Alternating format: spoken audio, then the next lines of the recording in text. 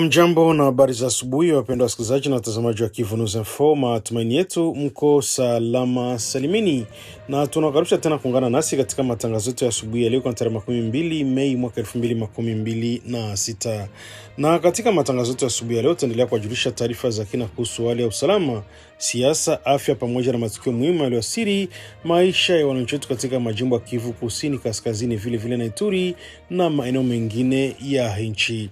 Na tuendelee kukujulisha kwamba kila siku Kivu News Info tuendelea kuletea matangazo yetu tukiwa mashariki mwa Jamhuri ya Kidemokrasia ya Kongo. Na basi kama ndio ulikuwa mara kwanza unakutana nasi kupitia mtandao wa YouTube, basi kabla chochote kile ningekuomba kufanya kitu kimoja, hakikisha umesubscribe, like, comment na kushare. Na kwa lugha nyingine nasema kujabone, kueme vile na kupartager, kuendelea kusambaza habari kwa walio wengi zaidi. Na basi kama tayari tumeshafanya hivyo, acha tuendelee kusema asante sana kwa kuchagua Kivu News Info kama kituo chako chema cha matangazo. Langu jina mimi ni Telesho Longa, basi na kureka kuna mimi mwanzo hadi mwisho wa matangazo yetu hii ya asubuhi ya leo. Screen zetu zinaweza kuunganisha au kugawa. Leo hii taarifa nyingi husambaa bila kuthibitishwa kwenye mitandao ya kijamii. Uvumi, habari za uongo na maneno ya chuki vinaharibu uaminifu na kudhoofisha jamii zetu. Kabla ya kushiriki, jiulize swali rahisi: je, taarifa hii ni ya ukweli? Tuthibitishe vyanzo, tukatae upotoshaji, tuseme hapana kwa taarifa za uongo. Skrini zetu zinapaswa kuwa madaraja na si silaha. Kivu News Info inakuita kuwa na uwajibikaji wa kidijitali.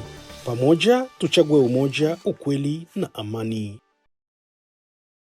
Ujumbe huu umetolewa na kuzenishwa na Wizara ya Ulaya ya Mambo ya Nje kwa kushirikiana na Search for Common Grounds. Jeshi la Jamhuri ya Kidemokrasia ya Kongo FARDC limetangaza kuwa limeharibu ndege 3 zisizo na rubani zinazodaiwa kutokea Rwanda katika majimbo ya Kivu Kusini na Kaskazini baada ya kile kilichoelezwa kuwa ni kiukwaji wa anga ya Kongo wakati wa mapigano yaliyoripotiwa katika maeneo ya Minembwe, Fizi na wilaya Masisi tangu alfajiri ya kuamkia siku ya jana. Kwa mujibu wa taarifa iliyotolewa na FARDC siku ya jana Jumanne tarehe 19 Mei, ndege ya kwanza isiyo na rubani iligunduliwa katika eneo la Point Zero huko Kivu Kusini baada ya kuingia ndani ya anga ya Jamhuri ya Kidemokrasia ya Kongo bila ruhusa. Jeshi hilo linasema kuwa ndege nyingine 2 ziliharibiwa katika maeneo ya nyanda za juu za Fizi karibu na Minembwe katika muda huo wa asubuhi. Kupitia ujumbe uliowekwa kwenye mitandao ya kijamii ya X zamani Twitter, jeshi la Jamhuri ya Kidemokrasia ya Kongo linasema kuwa kitendo hicho ni uchokozi wa wazi na jaribio jipya la kuvuruga usalama wa taifa la Kongo. Jeshi la serikali linaeleza kuwa ndege hizo zilikuwa zinatumika kusaidia operesheni za kijeshi katika maeneo yenye mvutano mkubwa wa mashariki mwa nchi. FARDC imeongeza kuwa vikosi vyake vinaendelea kuwa macho na viko tayari kulinda mipaka pamoja na uhuru wa taifa dhidi ya kile alichokiita vitisho vya nje. Taarifa hiyo pia imeshtumu Kigali kwa kuendelea kukiuka makubaliano ya kusitisha mapigano kupitia operesheni za anga zinazofanyika katika baadhi ya maeneo ya mashariki mwa nchi. Wakati huo upande wa waasi wa M23 umetangaza kuwa mashambulizi yalizinduliwa dhidi ya ngome zao saa 10:30 alfajiri katika wilaya ya Masisi. Waasi hao wanataja maeneo mengine ya miti mingi, Katwe pamoja na vijiji vya jirani vinavyokuwa miongoni mwa sehemu hizo zilizoshambuliwa. M23 inashutumu serikali ya Jamhuri ya Kidemokrasia ya Kongo kwa kutumia ndege za kivita zisizo na rubani pamoja na silaha nzito za mizinga katika maeneo yenye raia wengi. Hata hivyo, hadi sasa kuna taarifa rasmi huru iliyothibitisha madai kutoka pande zote mbili zinazopigana. Mashuhuda na vyanzo mbalimbali vya ndani katika baadhi ya maeneo ya Kivu Kaskazini na Kusini wamesema mapigano yamekuwa makali tangu asubuhi ya jana na wananchi wengi wameripotiwa kuanza kukimbia makazi yao kwa hofu ya mashambulizi na mabomu pamoja na milio ya silaha nzito. Katika maeneo ya Minembwe na viunga vyake, wakazi wanaeleza kuwa hali ya taharuki iliendelea kuongezeka, familia kadhaa zikihama kuelekea maeneo yanaonekana kuwa salama zaidi. Barabara kadhaa za vijijini pia zimeripotiwa kushuhudia msongamano wa wananchi wanaondoka na mizigo yao, huku wengine wakisaka hifadhi kwa ndugu au katika vituo vya muda. Jeshi la Jamhuri ya Kidemokrasia ya Kongo linaendelea kusisitiza kuwa ndege hizo ziliharibiwa zikiwa zikisaidia operesheni zinazolenga baadhi ya maeneo ya Minembwe pamoja na maeneo ya karibu. Jeshi hilo limeapa kuendelea na operesheni za kulinda mamlaka ya nchi dhidi ya uvamizi wowote wa kigeni. Mpaka sasa kuna idadi rasmi ya watu waliouawa kujeruhiwa kutokana na mapigano hayo mapya ambayo endelea kuripotiwa katika maeneo kadhaa ya mashariki mwa Kongo. Si mara kwanza kwa Kinshasa kuitumu Kigali kuhusu matumizi ya ndege isiyo na rubani katika operesheni za kijeshi katika majimbo ya Kivu Kaskazini na Kusini, na kwa muda mrefu sasa maeneo ya Minembwe, Fizi, Masisi pamoja na vijiji vya karibu wa mstari wa mbele vinaendelea kushuhudia mapigano ya mara kwa mara pamoja na mashambulizi yanayoathiri raia wengi.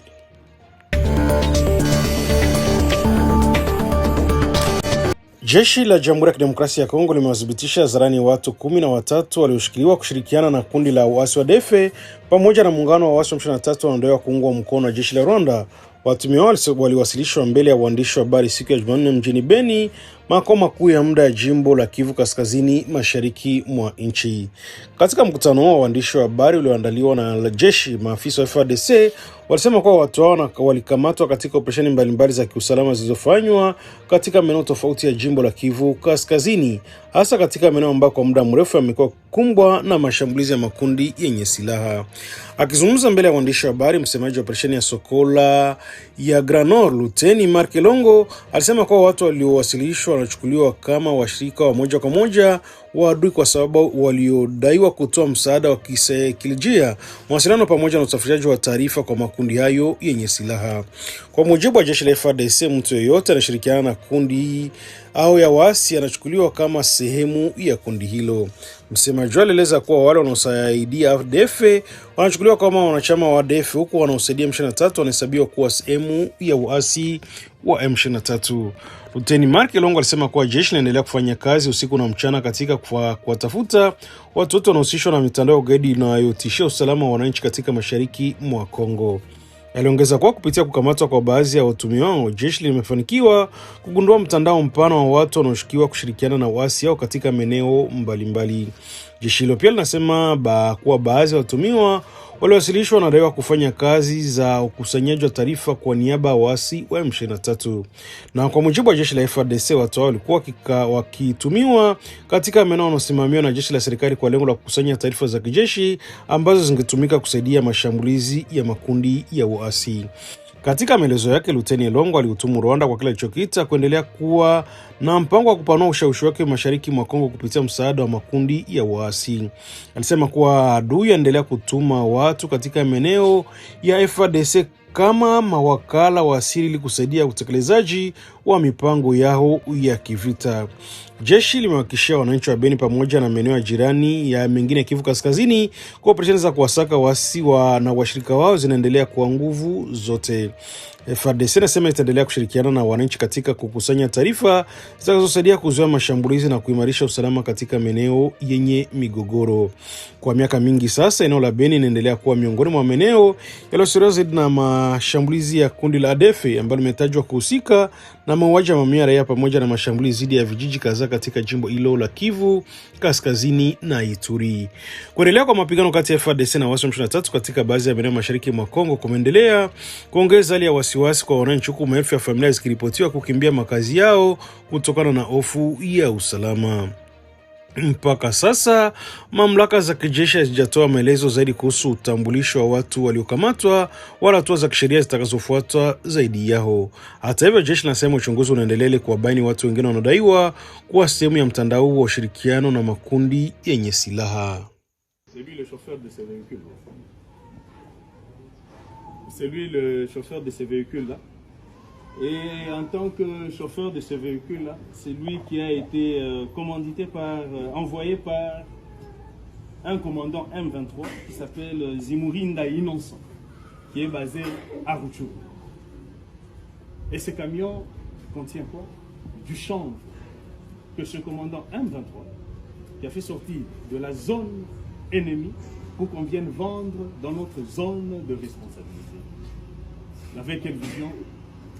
Détruire la jeunesse, Donc voilà le camion, vous avez eu. Voilà le rôle que jouaient ces chauffeurs Kambale et Gilbert. Et puis il y a Bouchou Arsène. Qui est Bouchou Arsène? Bouchou Arsène, c'est un membre du groupe armé FFPP qui appartenait jadis à Kabido. C'est ce monsieur qui, étant membre d'un groupe armé s'appelant Mouzalem, il a été recruté par Mapenzi Mike, qui est un commandant M23, afin qu'il puisse nous infiltrer. Voilà le monsieur qui est là, Bouchou Arsène. Des preuves sont là, des preuves de leur conversation sont là. Et là, nous avons Madame Kavira Léa. Kavira Léa, elle a été recrutée par le M23, par l'ancien maire de la ville de Goma, qui est aujourd'hui administrateur du territoire de Lubero, du côté parti sous contrôle de l'ennemi. Elle a été recrutée pour venir nous nous infiltrer précisément à Beni et à Butembo, pour recueillir des informations à pouvoir envoyer auprès de ses patrons. Ça veut dire. Et à part ça, nous avons aussi Madame Mwira Nehema. Celle-ci, elle est PPF du côté M23. PPF veut dire personnel policier féminin. Donc c'est une policière. Elle a été recrutée. Elle a intégré d'ailleurs volontairement le M23. Elle a subi une formation. Et dans notre zone, elle a été envoyée pour recueillir des informations. Et nos services de renseignement, qui ne ménagent aucun effort, a tout fait pour tomber sur cette dame. Et là, je vous présente Monsieur Zembe Jean-Pierre. Monsieur Zembe Jean-Pierre est un ingénieur de son état. Il est responsable de l'entreprise Biaz Construction, qui est basée à Uvira. Il a été candidat. Maeneo ya Katoi pamoja na miti mingi katika wilaya Masisi katika jimbo la Kivu Kaskazini yameripotiwa kurejea chini ya udhibiti kamili wa jeshi la Jamhuri ya Kidemokrasia ya Kongo FARDC likisaidiwa na vijana wa kujitolea wanaojulikana kama Wazalendo baada ya mapigano makali dhidi ya muungano wa waasi wa M23. Kwa mujibu wa taarifa kutoka vyanzo vya kiusalama katika eneo hilo, mji wa Katoi ambao ni makao makuu ya sekta yenye jina hilo ulikombolewa siku ya Jumatatu tarehe 18 Mei baada ya mashambulizi makubwa yaliyofanywa na vikosi vya serikali dhidi ya ngome za waasi waliokuwa wakishikilia eneo hilo kwa miezi kadhaa. Mapigano yaliendelea hadi katika eneo la miti mingi ambalo limetangazwa kuingia tena chini ya udhibiti wa jeshi la Jamhuri ya Kidemokrasia ya Kongo pamoja na Wazalendo katika asubuhi ya jana Jumanne tarehe 19 Mei. Vyanzo vya kijeshi vinaeleza kuwa vikosi vya serikali vilianzisha operesheni kubwa tangu Jumapili iliyopita kwa lengo la kuwasukuma nyuma waasi wa M23 waliokuwa wamejikita katika maeneo hayo ya Masisi. Kwa muda mrefu maeneo ya Katoi na miti mingi yalikuwa miongoni mwa maeneo yaliyoathiriwa sana na mapigano kati ya jeshi la serikali na waasi wa M23 waliolazimu wananchi wengi kuyahama makazi yao kutokana na hofu ya usalama. Mashuhuda kutoka eneo hilo wanasema milio ya risasi nzito na mabomu ilisikika kwa saa nyingi kabla ya jeshi la Jamhuri ya Kidemokrasia ya Kongo kutangaza kurejesha udhibiti wa maeneo hayo. Wakazi wengine wanaeleza kwamba mapigano yalikuwa makali sana, huku baadhi ya nyumba zikiharibiwa na wananchi kulazimika kukimbia porini au katika vijiji vya jirani vinavyoonekana kuwa salama zaidi. Kwa mujibu wa vyanzo vya ndani, baada ya kushindwa kuhimili mashambulizi ya vikosi vya serikali, waasi wa M23 walianza kujiondoa kuelekea eneo la Ngungu, huku wakiacha baadhi ya vifaa vyao katika maeneo ya mapigano.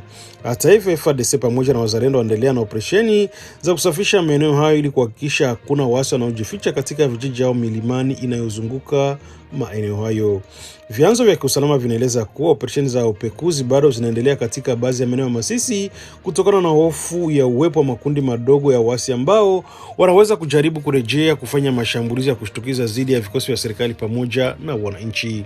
Hali ya kibinadamu inaendelea kuzorota katika baadhi ya maeneo yaliyokumbwa na mapigano hayo, na ripoti kutoka kwa wakazi pamoja na mashirika ya ndani zinaonyesha kwa mamia familia zimekimbia porini na katika maeneo yasiyo na usalama wa kutosha kutokana na hofu ya mashambulizi mapya.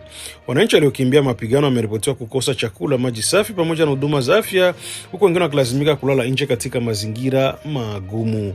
Baadhi ya shule na shughuli za kijamii pamoja na biashara zimeripotiwa kusimamishwa kutokana na hali ya taharuki inayoendelea katika eneo hilo. Hadi sasa kuna taarifa rasmi iliyotolewa kuhusu idadi ya watu waliouawa kujeruhiwa katika mapigano hayo. Hata hivyo, mashuhuda wanaeleza kuwa pande zote mbili zilitumia silaha nzito wakati wa mapambano hayo yaliyodumu kwa siku kadhaa. Jeshi la FARDC limehakikishia wananchi kuwa litaendelea kufanya kila juhudi kurejesha usalama katika maeneo yote yaliyoathiriwa na mapigano mashariki mwa Kongo. Limewataka wananchi kushirikiana na vikosi vya usalama kwa kutoa taarifa kuhusu mienendo ya waasi au watu wanaoshukiwa kuvuruga usalama katika maeneo yao. Kwa upande mwingine, hali bado inaonekana kuwa ya wasiwasi katika baadhi ya maeneo ya Masisi na maeneo ya karibu, huku wakazi wakihofia uwezekano wa kuzuka tena kwa mapigano katika siku zijazo ikiwa waasi watajaribu kurejea katika maeneo walioyapoteza. Tayari kabisa hapa ni Musomea miti mingi, watu wenye mnajua miti mingi. Munaona kabisa wazalendo ginsi wanajipanga, minisio. Leo ni kupigana hadi mwisho. Hadi mwisho kabisa.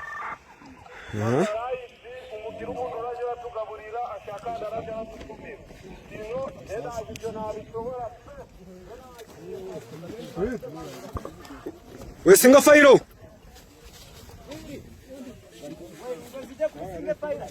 Singa fairo mbuka.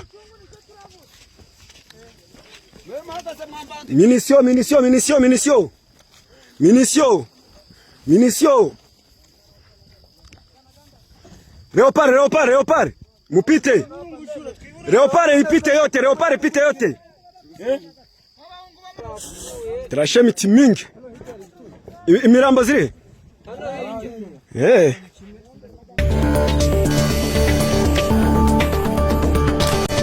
Hali ya taharuki imetawala katika kijiji cha machimbo ya madini cha Tepe kilichopo katika wilaya Mambasa, jimbo la Ituri, baada ya milio ya risasi kusikika usiku wa kuamkia Jumanne tarehe 19 Mei na kusababisha wananchi wengi kukimbia porini wakihofia shambulio la waasi wa ADF.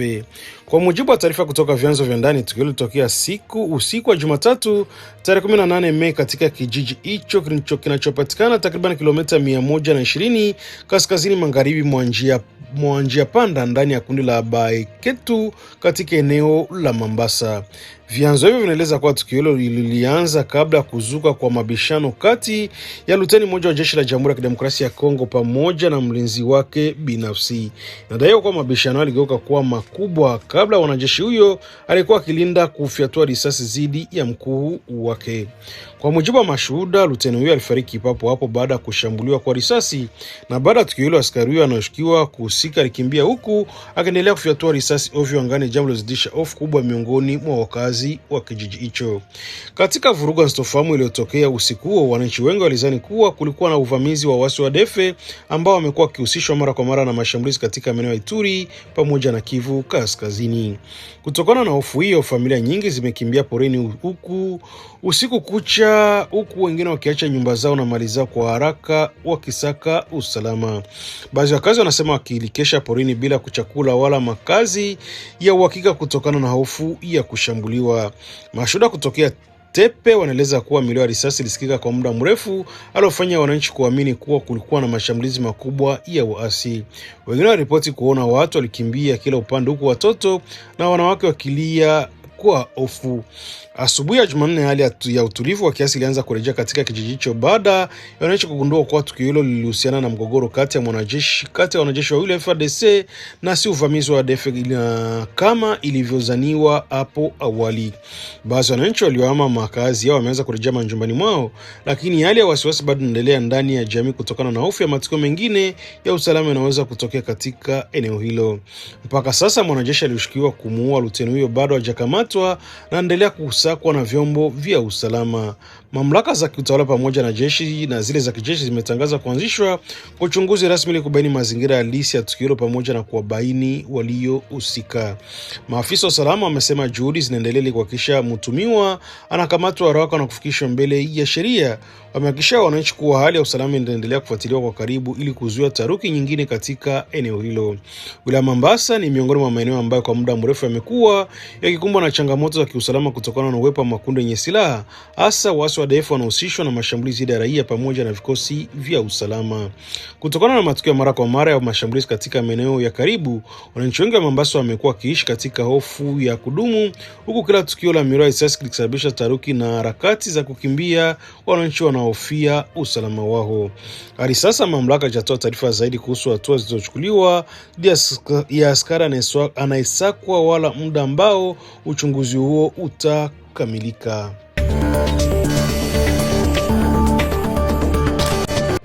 Mamia ya wasafiri waliokuwa wakielekea mjini Goma wakimelazimika kulala njiani katika eneo la Bikara kwenye barabara kuu ya Butembo kuelekea Goma baada ya safari zao kusimamishwa na waasi wa M23 tangu siku ya Jumatatu tarehe 18 Mei mwaka 2026. Kwa mujibu wa vyanzo vya ndani viliopo katika eneo hilo, zaidi ya magari 80 pamoja na mamia pikipiki zinaendelea kuzuiliwa katika eneo hilo, huku abiria wakisubiri ruhusa ya kuendelea na safari zao. Wasafiri hao wamekwama kwa saa nyingi katika mazingira magumu, huku wengine wakikosa chakula, maji safi pamoja na sehemu salama za kulala. Mashuhuda wanasema hali imekuwa ngumu zaidi kutokana na mvutano wa kiusalama pamoja na hofu inayotokana na taarifa za mlipuko wa ugonjwa wa Ebola unaoripotiwa katika baadhi ya maeneo mashariki mwa nchi. Kwa mujibu wa baadhi ya wasafiri waliokwama katika eneo hilo la Bikara, wameambiwa kuwa timu za afya zinatarajiwa kufika ili kufanya uchunguzi wa kiafya kabla ya kuruhusu magari kuendelea na safari kuelekea Goma.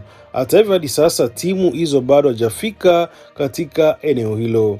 Mmoja wa wasafiri alieleza kuwa waliambiwa wataalamu wa afya bado wako kwenye mafunzo na kwamba baada ya kukamilisha mafunzo hayo watafika kufanya vipimo vya wasafiri wote waliokwama njiani. Hali hiyo imezua wasiwasi mkubwa kwa wananchi kutokana na hofu ya kuenea ugonjwa wa Ebola ambao tayari umethibitishwa katika baadhi ya maeneo ya mashariki mwa nchi.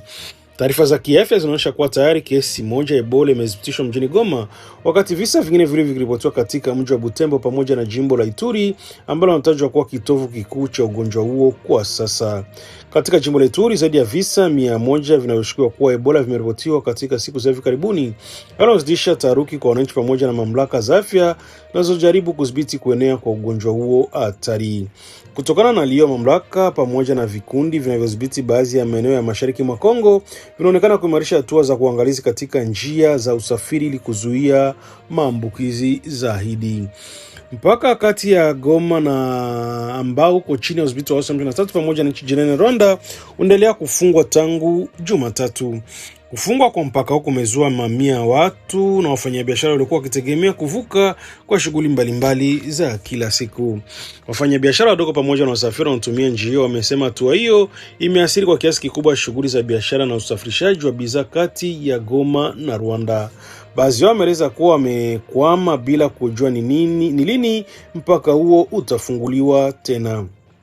Katika eneo la Bikara, hali taharuki bado inaendelea, huku wasafiri wakihofia kuendelea kukaa kwa muda mrefu bila msaada wa kutosha kibinadamu. Wengine wameanza wamelalamikia ukosefu wa huduma muhimu pamoja na mazingira magumu wanaopitia kutokana na kusimamishwa kwa safari zao. Mashirika ya afya pamoja na mamlaka za eneo bado hajatoa tamko rasmi kuhusu muda ambao uchunguzi wa kiafya utaanza wala ni lini wasafiri hao wataweza kuendelea na safari zao kuelekea Goma. Kwa miaka kadhaa sasa, barabara ya Butembo Goma endelea kuwa moja ya njia muhimu kwa biashara na usafiri katika jimbo la Kivu Kaskazini, lakini mara kwa mara imekuwa ikiathiriwa na changamoto za kiusalama kutokana na mapigano ya makundi yenye silaha pamoja na hali ya dharura ya kiafya inayojitokeza katika eneo hilo. Voilà les centaines de gens qui sont toujours bloqués ici à Bikara, à l'entrée de Kichumbiro. Des centaines, il y a vraiment des enfants, il y a des femmes qui sont toujours bloqués ici à Kichumbiro depuis le lundi 18. Aujourd'hui nous sommes mardi, c'est 16 heures passées. Les gens sont toujours bloqués, il n'y a pas de restaurant, il n'y a pas à boire, il n'y a pas de boutique. Il y a des enfants qui n'ont pas mangé depuis hier.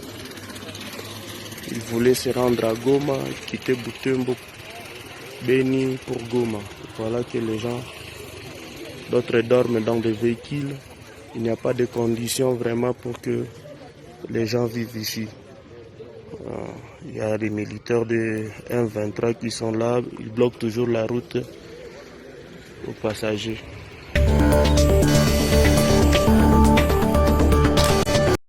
Msemaji wa serikali ya Jamhuri ya Kidemokrasia ya Kongo Patrick Muyaya amesema kuwa mapambano dhidi ya mlipuko wa ugonjwa wa Ebola katika mji wa Goma hayawezi kufanikiwa kikamilifu bila kurejeshwa kwa hali ya usalama katika eneo hilo ambalo sasa liko chini ya udhibiti wa uasi wa M23. Akizungumza siku ya Jumanne kuhusu hali ya ugonjwa wa mashariki mwa Kongo, Patrick Muyaya aliunganisha moja kwa moja swala la usalama na uwezo wa serikali pamoja na wataalamu wa afya kukabiliana na mlipuko wa Ebola ambao tayari umethibitishwa katika baadhi ya maeneo ya mashariki mwa nchi.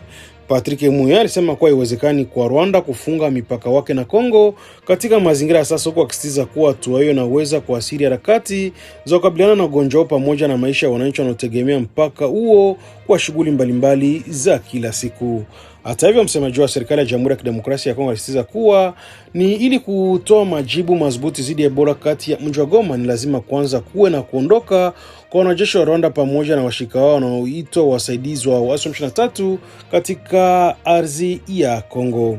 Kwa mujibu wa Patrick Muyaya, uwepo wa makundi yenye silaha pamoja na hali ya mapigano yanaendelea kuathiri kwa kiasi kikubwa uwezo wa mamlaka za afya kufikia wananchi, kufanya uchunguzi wa wagonjwa, kuendesha kampeni za chanjo na kusimamia hatua za kuzuia maambukizi katika maeneo yaliyoathirika. Kauli inaonyesha namna ambavyo changamoto za kiafya na hali ya usalama vinavyoendelea kuingiliana mashariki mwa Jamhuri ya Kidemokrasia ya Kongo, hasa katika majimbo ya Kivu Kaskazini, Kusini pamoja na Ituri ambako mapigano na shughuli za makundi yenye silaha zinaendelea kwa miaka mingi. Katika siku za hivi karibuni, mamlaka za afya zimethibitisha kuwepo kwa kesi ya Ebola mjini Goma, huku visa vingine vikielezwa kuripotiwa katika mji wa Butembo pamoja na jimbo la Ituri ambalo kwa sasa linatajwa kuwa kitovu cha mlipuko huo mpya wa ugonjwa.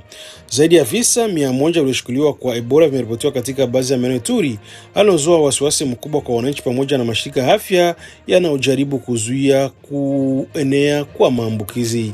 Wataalamu wa afya wameeleza kuwa mapambano dhidi ya Ebola yanahitaji mazingira utulivu ili timu za matibabu ziweze kuwafikia wagonjwa kwa urahisi, kufuatilia waliokutana na wagonjwa pamoja na kutoa elimu kwa wananchi kuhusu namna kujikinga dhidi ya ugonjwa huo hatari. Lakini katika maeneo mengi ya mashariki mwa Kongo, operesheni za afya zinaendelea kukumbwa na changamoto kutokana na mapigano mara kwa mara, kuhama kwa wananchi pamoja na ukosefu wa usalama kwa wahudumu wa afya. Kwa upande mwingine, mpaka kati ya Goma na Rwanda unaendelea kuwa moja njia muhimu kwa biashara, huduma za afya pamoja na usafiri wa wananchi katika nchi hizo mbili. Kufungwa kwa mpaka huo katika mazingira ya mlipuko wa Ebola kumeendelea kuzua mjadala kuhusu athari zake kwa juhudi za kukabiliana na ugonjwa huo. Serikali ya Jamhuri ya Kidemokrasia ya Kongo kwa muda mrefu imekuwa ikihutumu Rwanda kwa kuunga mkono waasi wa M23 wanaopigana dhidi ya FARDC katika baadhi ya maeneo ya mashariki, madai ambayo Kigali imekuwa ikiyakanusha mara kwa mara. Hadi sasa kuna tamko rasmi kutoka upande wa Rwanda kuhusu matamshi ya Patrick Muyaya yaliyotolewa kuhusiana na Ebola pamoja na hali ya usalama mjini Goma. Wakati huo wananchi wa mashariki mwa nchi waendelea kuishi katika hofu ya mapigano pamoja na wasiwasi wa kuenea kwa Ebola, huku mashirika ya kibinadamu yakionya kuwa hali hiyo inaweza kuongeza zaidi mateso ya raia katika maeneo yaliyoathiriwa na migogoro kwa muda mrefu zaidi. Première chose. Deuxième chose, je crois que c'est le docteur Muyembe qui me disait hier, c'est que le ministre a dit, c'est que le Rwanda ne peut pas en aucun cas fermer la frontière. C'est un nouveau signe d'ailleurs, qui montre qu'en réalité, les Rwandais doivent quitter rapidement d'ailleurs notre sol. Parce que aujourd'hui, il est évident que s'il faut faire le traçage ou le suivi des cas là-bas dans les Nord Kivu, à Goma, vous avez l'agresseur, l'occupant qui ferme sa frontière. Pensez-vous que c'est lui qui ferme sa frontière peut se mobiliser particulièrement pour venir donner l'appui qu'il faut au système de santé en ces temps d'épidémie? Je crois qu'avec les partenaires avec lesquels nous travaillons, cette fermeture de frontières est un geste de mauvaise foi qui prouve à suffisance que la vie des Congolais ne vaut pas. Et donc nous pensons que s'il faut qu'on donne une riposte efficace au regard de cette épidémie pour les cas qui à Goma, il faut que le Rwandais quitte notre territoire et leur supplétif d'ailleurs. Comme ça, nous serons plus à l'aise, plus à même le ministre de la Santé, pourquoi pas lui-même, et les docteurs Muyembe pourront aller sur place pour s'assurer de la qualité de la riposte que nous donnons. Parce qu'il faut rappeler ici que pour le président de la République, toutes les populations qui sont affectées par ces virus doivent bénéficier de l'encadrement qu'il faut en termes de soutien du gouvernement. Et même pour ceux qui sont dans les territoires sous occupation, nous y travaillons. Katika Jamhuri ya Kidemokrasia ya Kongo, vyama vya upinzani vimetangaza kuunda muungano mpya unaojulikana kama muungano wa kifungo cha 64 kwa ajili ya kulinda uratibu wa katiba kwa lengo la kupinga mpango wote wa kubadili katiba unaodaiwa kuwa na lengo la kuruhusu madaraka kuendelea kubaki mikononi mwa walioko madarakani. Muungano ulitangazwa siku ya jana Jumanne unaleta pamoja vyama vikuu vya upinzani pamoja na harakati za kiraia kama Lucha.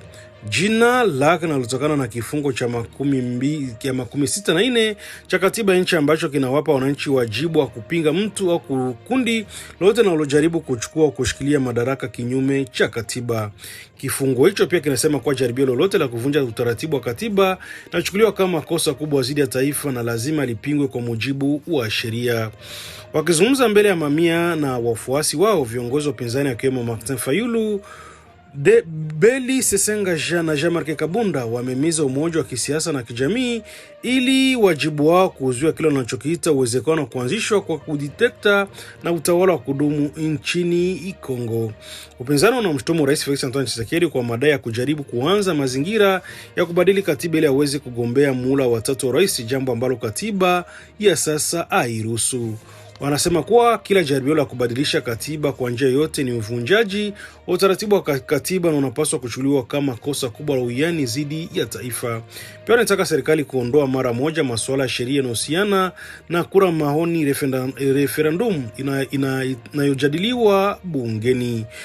Kwa mujibu wa upinzani, mswada huo wa mbinu za kisiasa unalenga kufungua njia kubadilisha katiba na kuondoa vizuizi vinavyokataza kuongeza muda wa kukaa madarakani.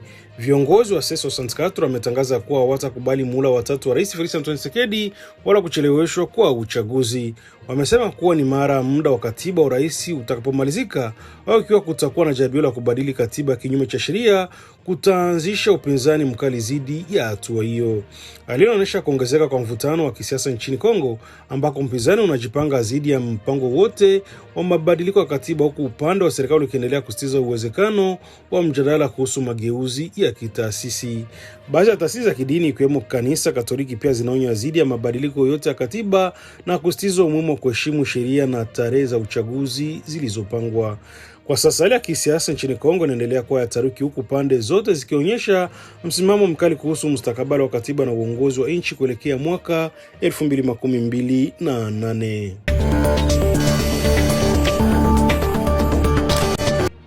Na ni kupitia hapo ndipo tunahitimisha matangazo yetu ya asubuhi ya leo kwa tarehe 12 Mei mwaka 2026. Namba kusikiliza ni Kivu News FM, kwa siku tuendelea kuletea matangazo yetu tukiwa mashariki mwa Jamhuri ya Kidemokrasia ya Kongo. Na basi kama ndio ilikuwa mara kwanza unakutana nasi kupitia mtandao wa YouTube, basi kabla ya kuondoka ningekuomba na kusiku kitu kimoja, hakikisha umesubscribe, kulike, comment na kushare, na kwa lugha nyingine nasema kujabone kwa vile vile na kupartager kuendelea kusambaza habari kwa walio wengi zaidi. Na basi kama taruta kama umeshafanya hivyo, acha tuendelee kusema asante sana kuchagua Kivu News Info kama kituo chako chema cha matangazo. Nia na mazungumzo ya kila siku tunakuletea habari sahihi zenye kuaminika tena kwa muda mwafaka. Hiyo basi naendelea kutuandikia na kutujuza unatusikiliza kwa sehemu gani, na uende ukatuambia maoni yako aiza mapendekezo yako. Langu jina mimi ni Teloje Longa, sana la ziada ila tu acha niendelee kutoa shukrani zangu za dhati kwamba uko na sisi mwanzo hadi mwisho wa matangazo yetu ya asubuhi ya leo tarehe 12 Mei mwaka 2026. Nene Kivu News Info, sauti ya wananchi. Basi tunakutakia asubuhi njema yenye mafanikio tele, na nikwambie tena kutanane baadaye katika matangazo yetu ya mchana. Bye bye na chao, baki salama.